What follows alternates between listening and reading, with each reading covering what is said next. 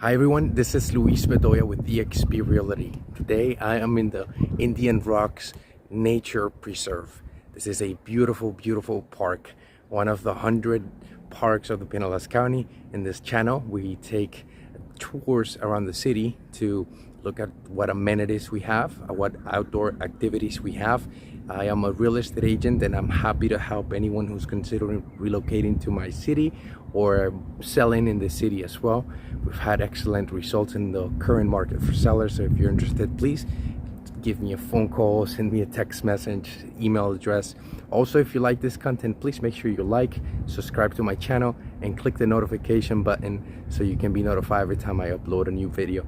Thank you so much for watching this video. I hope you like it, and make sure you stick until the end because I will show you what properties look like around this beautiful Indian Rocks beach. Now, a couple of things I want to let you know.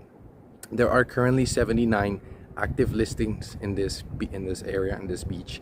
The average price ranges is $950,000. The reason why is because we have two types of pricing in this area. There's going to be the properties that are right on the beach front.